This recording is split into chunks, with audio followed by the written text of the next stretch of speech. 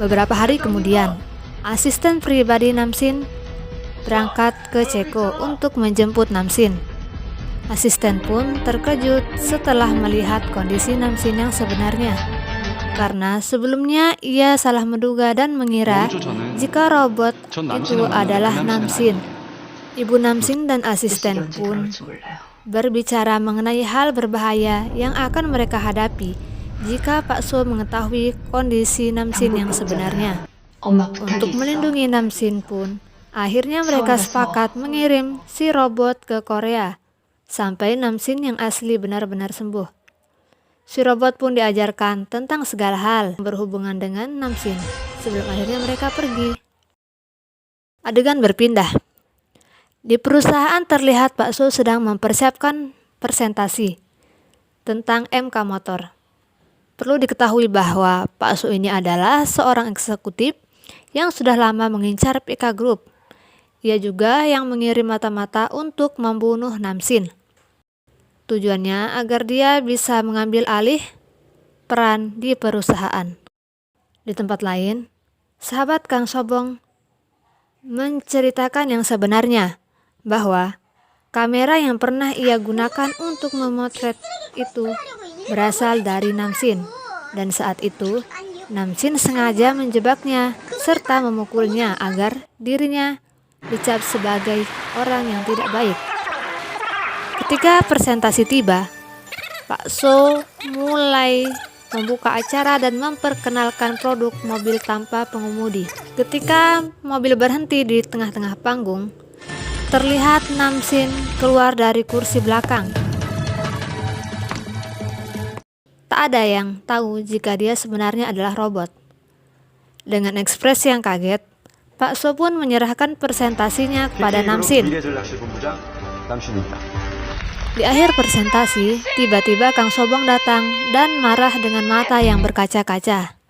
Seketika jiwa robot Namsin pun bangkit. Ia langsung memeluk Kang Sobong. Aturan pertamanya adalah jika seorang menangis, Namsin harus memeluknya. Itu adalah program robot yang dibuat oleh ibu Namsin. Pak So merasa dikhianati oleh suruhannya karena sebelumnya ia mendapat informasi jika Namsin sudah dibereskan. Kang Sobong yang belum berhasil menyampaikan tuntutannya pun kembali mencari cara agar bisa bertemu Namsin. Ia pun akhirnya pergi ke sebuah acara di mana karyawan PK Group dan Namsin sedang merayakan kesuksesan MK Motor. Kang Sobong dan sahabatnya masuk menggunakan kartu pres. Sesampainya di dalam, ia malah bertemu tunangan Namsin, dan di dalam pun terjadi sedikit perdebatan di antara mereka, hingga akhirnya Namsin datang. Tak lama kemudian, Namsin, sahabat Sobong, serta asisten Namsin pergi ke kafe yang berada di seberang gedung acara untuk membicarakan masalah Sobong. Adegan beralih, di mana Kang Sobong dan tunangan Namsin akan memulai perkelahian. Namun tiba-tiba lampu padam. Keduanya pun mendengar suara keributan. Ternyata di gedung yang mereka tempati terjadi kebakaran. Mereka pun segera keluar untuk menyelamatkan diri. Namun Kang Sobong kembali ke dalam untuk mencari kalungnya yang hilang, sehingga ia terjebak di dalam dan tidak bisa keluar. Tak lama kemudian, Namsin mendapat informasi jika di gedung acara terjadi kebakaran. Ia pun segera kembali ke gedung. Sesampainya di sana, Namsin robot berubah dalam mode bencana dan tak dapat dihentikan oleh asistennya. Ketika dalam mode bencana, ia tak mengingat siapapun karena memfokuskan energinya untuk menyelamatkan nyawa. Sementara itu, Sobong berusaha mencari jalan keluar. Ia terus menutupi hidungnya dengan handuk basah agar pernapasannya tetap terjaga. Tiba-tiba, rangkaian besi jatuh menimpanya. Ia selamat.